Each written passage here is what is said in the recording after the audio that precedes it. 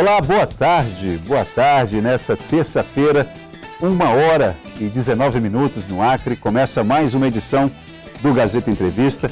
Nós fizemos um pequeno ajuste, eu anunciei que no primeiro bloco nós entrevistaríamos o diretor-presidente do DERAC, mas quem está aqui ao meu lado é o secretário de Estado de Segurança Pública, de Justiça e Segurança Pública, Coronel Paulo César Santos. Coronel, obrigado pela visita aqui ao Gazeta Entrevista, pela sua vinda. E o que nos motiva, pelo menos inicialmente, a conversa, é a atuação do GEFRON. O GEFRON tem um efetivo muito reduzido, de 30 e poucos homens. Há uma perspectiva de ampliar isso, mas ele, na verdade, e é com essa indagação que eu quero iniciar a nossa conversa, o GEFRON não era para existir. Por que ele existe? O GEFRON surge de um parêntese, na verdade, uma lacuna em relação à fiscalização de fronteiras. Os estados, de uma forma ou de outra, principalmente os estados que estão próximos aos principais produtores mundiais de cocaína, sofrem com essa lacuna e, consequentemente, nós não podemos cruzar o braço e simplesmente aguardar o aporte necessário dos órgãos responsáveis para que efetuem essas atividades. Os órgãos responsáveis, quem? Exército e Aeronáutica, no caso? Os órgãos da União, a competência no que tange ao policiamento de fronteira, a fiscalização de fronteira da União. Aí, consequentemente, surge o GEFRON. Não é uma novidade no país, outros estados avançaram com essa proposta. E o Acre, principalmente depois do fenômeno ocorrido de 2015, onde nós tivemos um avanço da violência, principalmente do crime contra a vida na região, não poderia ser diferente. Nós não temos outra alternativa a não ser também não assumir essa responsabilidade, mas dotar os órgãos do sistema de segurança das condições necessárias para que faça enfrentamento aos crimes derivados da fronteira. E o GEFRON já começou no nível alto, Tiveram 4 atuações de destaque, com apreensão de drogas, apreensão de medicamentos anabolizantes, um carvão... Armas também. Armas também. Faz um balanço aí para a gente. Exatamente, O GEFRON passou por um período de capacitação.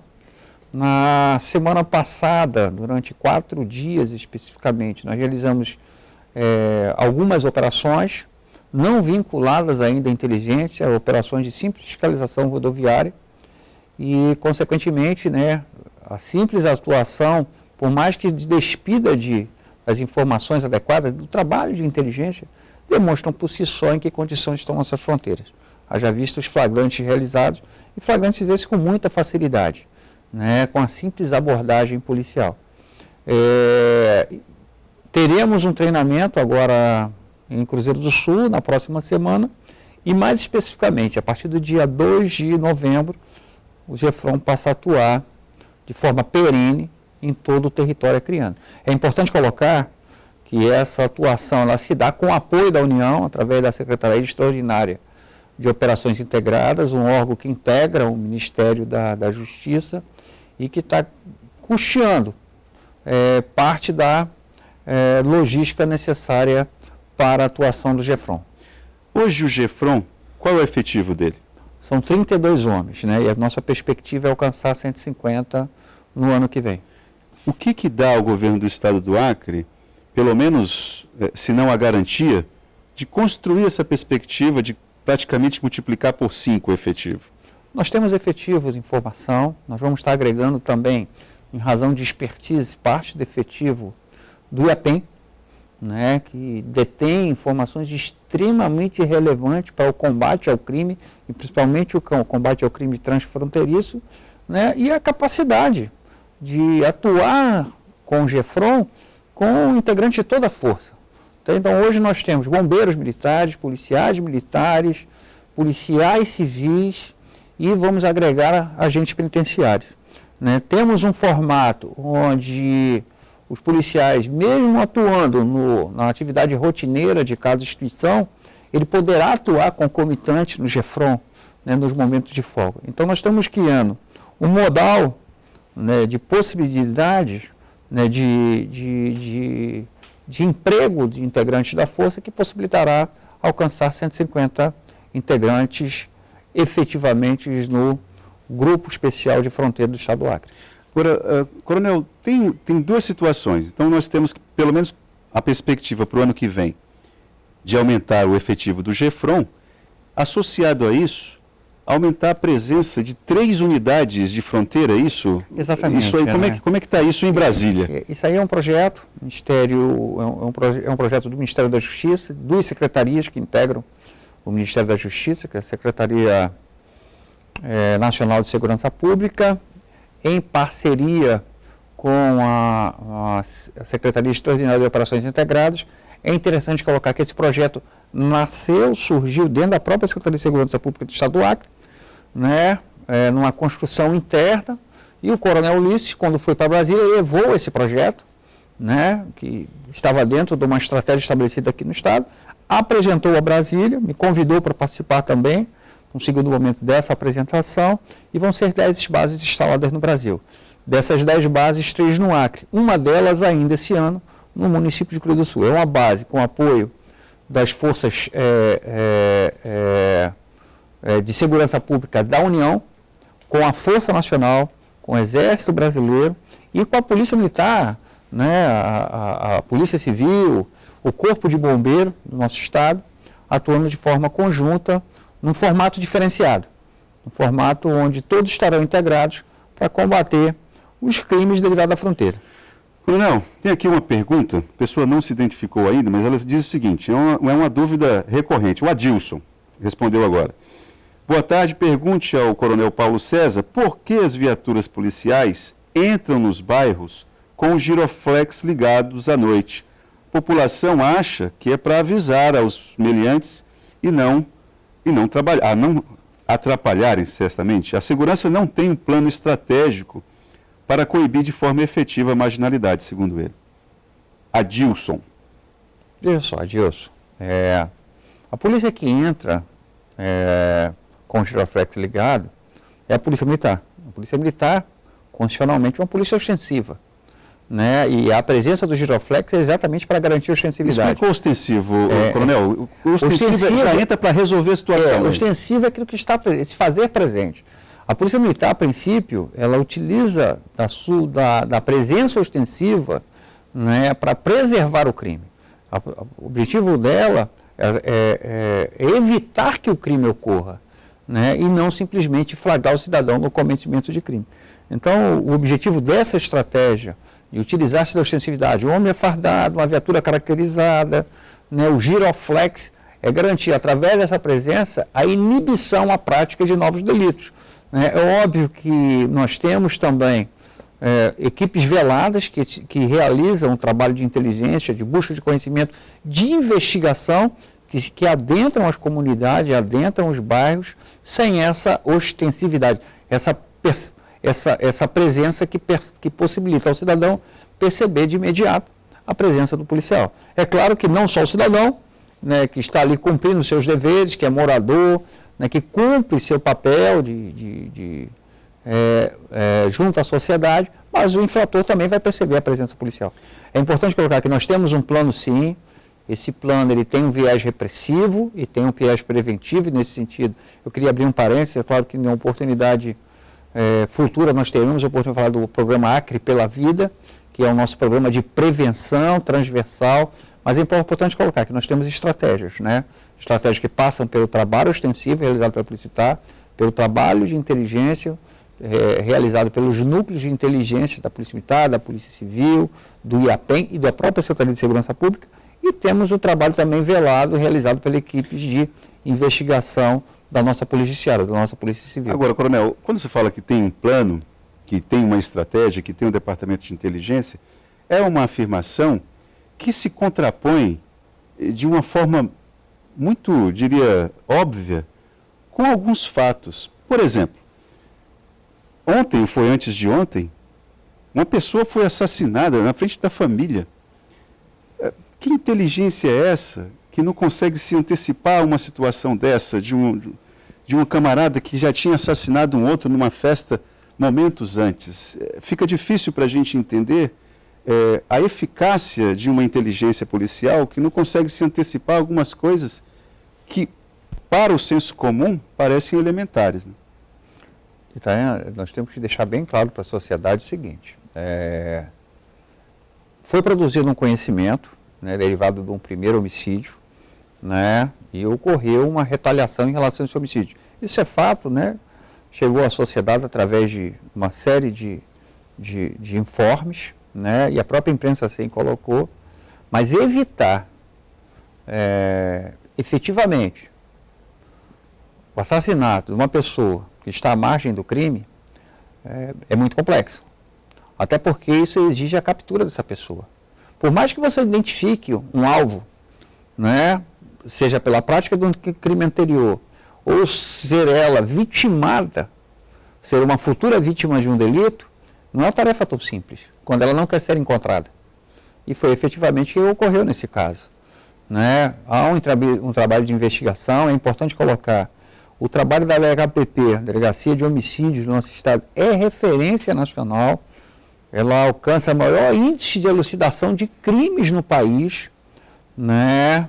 E é um trabalho feito in loco, logo após o fato em si, e que possibilita, na maioria das vezes, a identificação imediata da autoria desse delito. Mas a simples identificação de autoria não permite a captura desse cidadão, porque, muitas das vezes, o local onde ele se encontra é incerto. E esse caso é um caso bem típico. Foi identificada a possibilidade de ocorrer tal fato, mas, infelizmente, apesar da tentativa de captura durante o dia, né, deste indivíduo, isso não foi possível, vindo, né, um grupo de pessoas também à margem da lei, né, cometer. Nossa, eles capturaram, julgaram e sentenciaram. É uma revanche, né? Mas a pessoa não foi encontrada porque não queria ser encontrada, mas a polícia fez todo o esforço no sentido de realizá-lo. Coronel, tem aqui uma outra pergunta, que é mais na área de gestão. Pergunta ao secretário se o governo vai mesmo retirar os PMs, que segundo eles estão fora de função. Veja só. Quantos são, aproveitando a pergunta aqui do Pâncio? Esse fora de gestão, fora de função, né? Nós temos assim, um histórico extremamente complexo nessa área, né?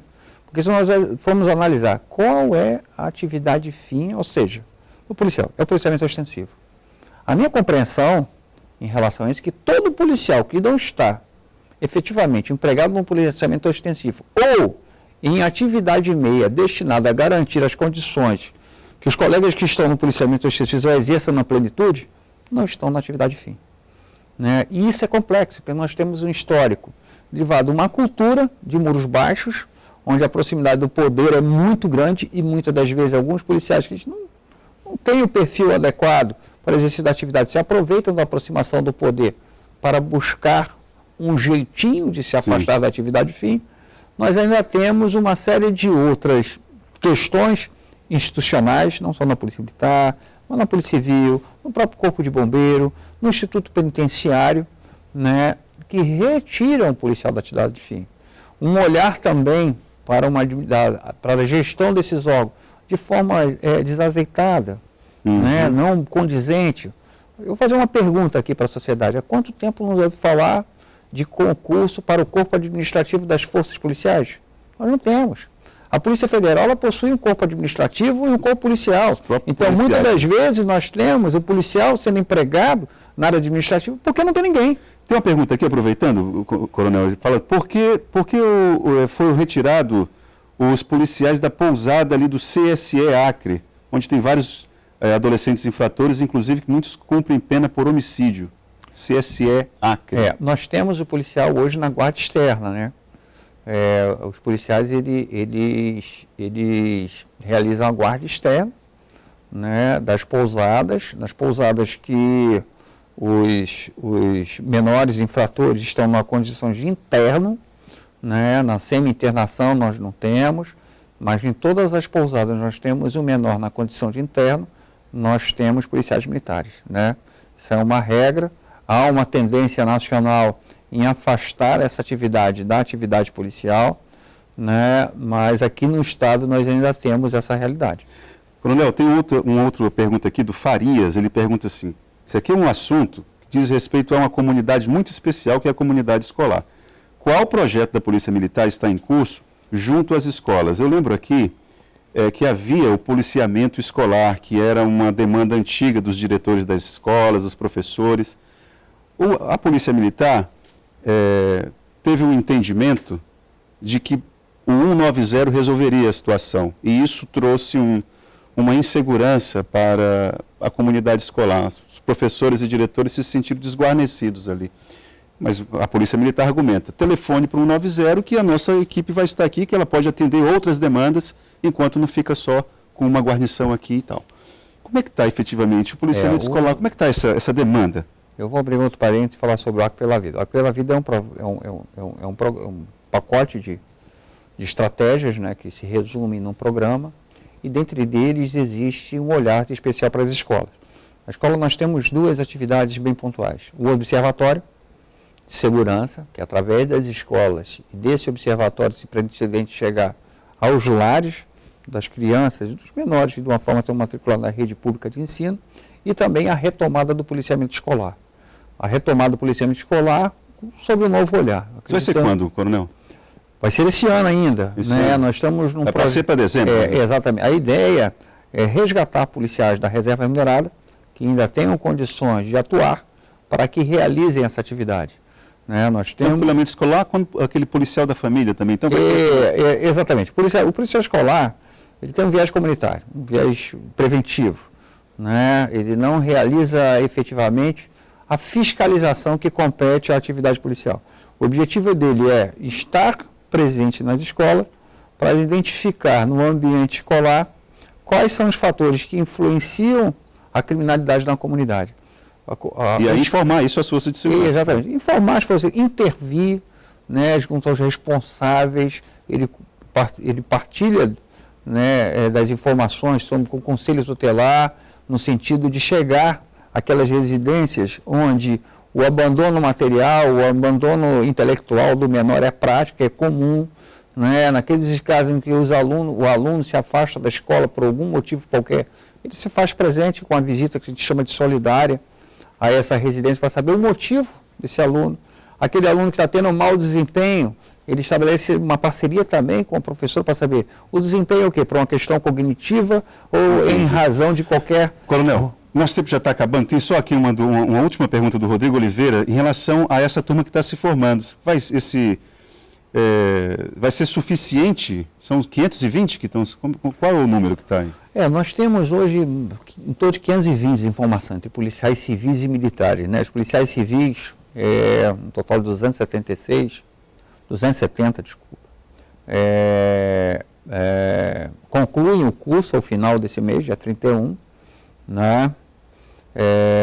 Aguardarão a nomeação vai ser de acordo com as condições do Estado e também com a vacância que se deu nos últimos anos na Polícia Civil. Chamar o cadastro de reserva não tem perspectiva, não? Eu acredito, assim, o Estado hoje se encontra numa situação difícil, bem pontual, né? Foi publicado aqui, ao final do mês de agosto, o relatório quadrimestral que demonstra que o Estado está acima do limite prudencial.